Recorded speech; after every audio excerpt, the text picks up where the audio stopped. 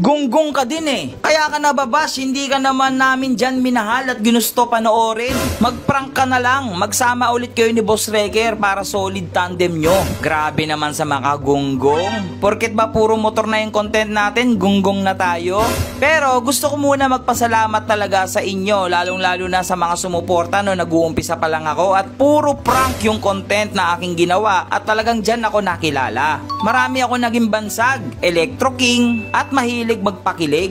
Pero kakaibang kilig yung ginagawa natin. Hindi naman porket puro motor na yung content natin ngayon na hindi ko naman sinasabi na hindi na ako magpa-prank. Sadyang pinapakita ko lang muna sa inyo kung sino si Boss Lucio. Si Boss Lucio po kasi talaga kahit hindi pa po ako vlogger, napakahilig ko na po sa motor. Kahit naman ano ang gawin natin, motor content man yan o prank content yan, marami po talaga tayong bash na makukuha. Hindi lang naman po ako ang nakaka-encounter niyan. Kahit yung mga sikat na mga content creator ngayon, meron pa rin namang mga nambabash. In short, kahit anong gawin natin dito sa mundo, meron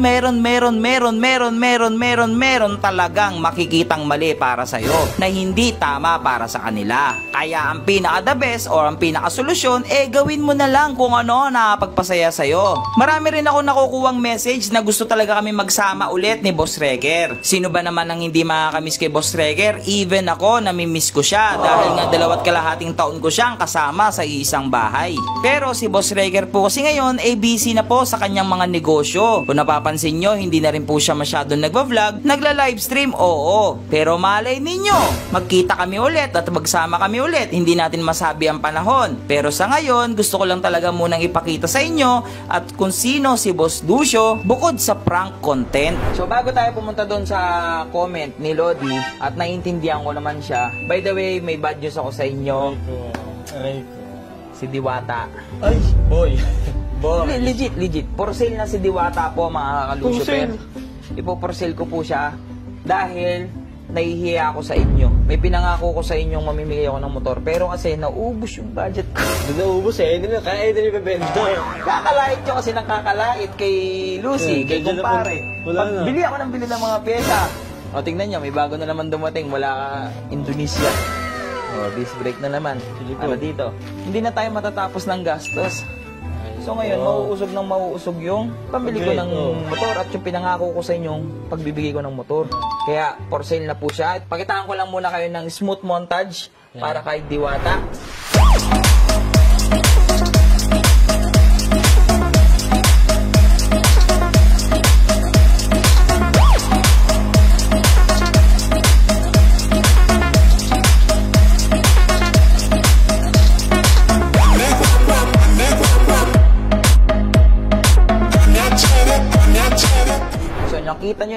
Nakita nyo naman yung hirap din natin dyan kay Diwata. Ginawa talaga natin yung matino or what. Plano ko yan ibenta ng 45,000 pesos lang. 45? Lahat na. Amigay. Yung itsurang yun na as is.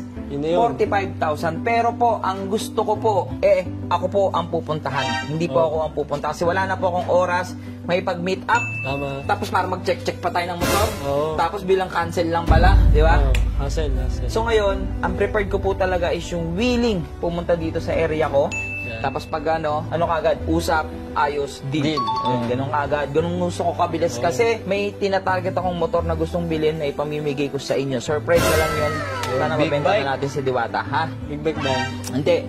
Anyway, so bakit hindi na tayo nagpa-prank? Alam ko naman, mga kalusuper, na dyan nyo ako nakilala, dyan nyo ako minahal. Pero kasi, ganun din naman eh. Hindi nyo lang nababasa, pero ang daming comment na basher dun.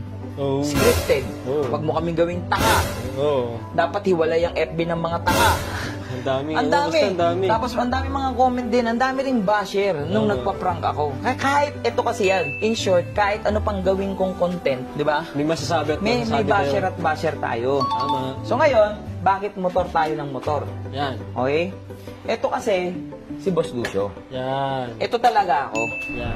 So, sinishare ko sa inyo kung sino si Boss Lucio talaga behind the camera. Kasi kahit dati pa nung nagpa-prank ako, after ko mag-prank, motor na iniisip ko.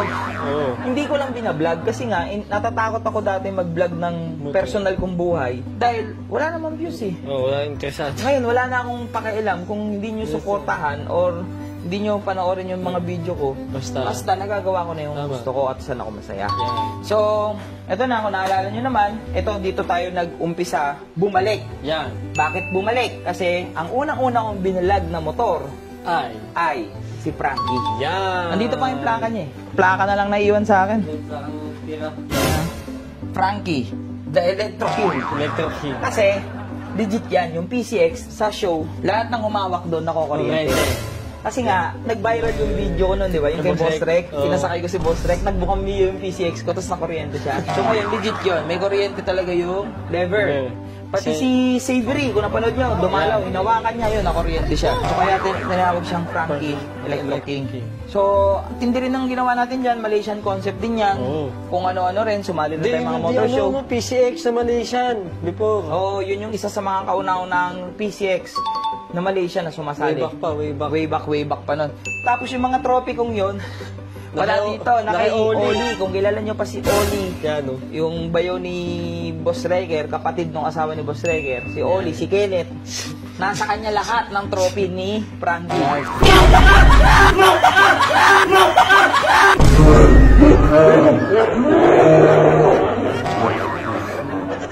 Si Tilay. Naiwan ko na. Si Sa kanya. Barbie.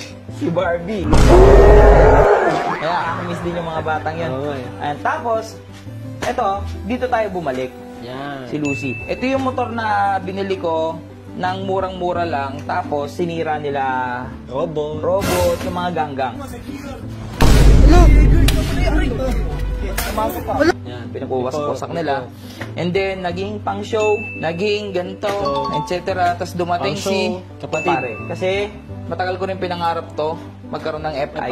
Pag mga motor show. Ito si Kumpare, onti pa lang memories natin kay Kumpare. Oo. Bago-bago Onti pa pa yun lang, eh. bago-bago pa lang siya eh. Halos 2 show pa lang natin. Oo. Pero si Lucy, Yan. si Frankie ang marami, no? Oo. Ang dami nating nasali ang show doon kay Frankie. Ang dami, malayo pa. Yun siya.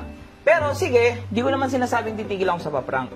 Yan. Pinapakita ko lang muna kasi sa inyo talaga kung sino si Boss Yan. Lucio. Yan, para may idea kayo kung sino ba talaga ako at talaga bang mahilig ako sa motor. Yes, mahilig talaga ako sa motor. Sa akin, yung motor, di ba yung dati, Raider din. Raider din. Oh, mahilig talaga ako Si sa Raider. si Ben? Si Durog. Si Durog. Yan, kaya pangalan ng Durog kasi nabili ko yun ng bulok, tapos pinaganda ko. Yun. Hanggang sa, ayun, Durog na yung pangalan niya. Yan. So, mahilig talaga ako sa motor. Motor. So ngayon na ito, papangako ko sa inyo, sakto maulan ngayon. Yun. Di ba sa isang linggo? Oh. 7 video tayo. Oh. Dahil namimiss yun na yung mag-prank ako, at doon yun naman ako nakakilala, at doon yun naman ako nag-umpisa, at talagang kupal din naman talaga ako sa totoong buhay, Oh. pipilitin ko. Yun. Na sa isang linggo, 2 prank, Yan. 5 motovlog. Yan. Eh, Baka kasi na, sila eh. Namiss kasi nila eh. para may commercial, para Commercial ba? matatawa-tawa Tagal naman mo kayo. ba eh? Ha? So, yun lang naman mga Lucifer natin. Nag-share lang naman ako sa inyo na gusto ko muna talagang humingi ng pasalamat. Kasi nung umpisa talaga natatakot akong Ganyan. ipakita yung ako, mag-vlog ng motor kasi wala namang manonood. Kasi mas gusto niyo sa akin, prank. Frank. Nagulat naman ako na not bad. Oh. 'Di ba? Kahit papaano eh nagwa 100k tayo. Pero ulitin ko, kahit nung prankster po ako, tad ako ng basher. Mas marami pa po akong basher noon. Kung alam nyo lang. Tama. Lalo na yung salamin. Oo. Anda. Dami Ilan, no. yun ang pinaka 30. most viral video ko. 30. Yung salamin. 40 million na ata. Pa 40 million siya. Tapos, yung reaction niya 1 million, nasa 1.5. Million. Tapos ang daming share. Pangalawang viral ko doon, yung scary painting. Oo. Yun naman, marami talagang natuwa. Kasi talagang Kakaiba eh. authentic din kasi talaga yun, yung TV din. prank natin doon. Yung sumunod na, marami na sumunod doon, diba? Puro mga prank. At doon yung ako nakilala. Sige, babalik ko. Yan. Sakto, marami pa naman ng mga nakaabang ngayon. Nakatondo. Kaya ito naman. Sinusumbong mo sa kabila. Wala, sinasabi wala mo eh. akong sinasabi, boy. Oh, yun lang naman mga ka-Lucifer natin. Maulan lang ngayon. Balik tayo dito sa mga to. Kailangan natin maayos to. Wow! Ha? So, maraming salamat sa inyo sa suporta nyo sa amin ni Kumpare si Lucy. Again, si Diwata is for sale. Yan. Message lang kayo sa page natin or comment kayo dyan sa baba. Pasensya na kung hindi ko yung nare-replyan pero pipilitin ko maka-reply sa inyo. Yan. Yeah.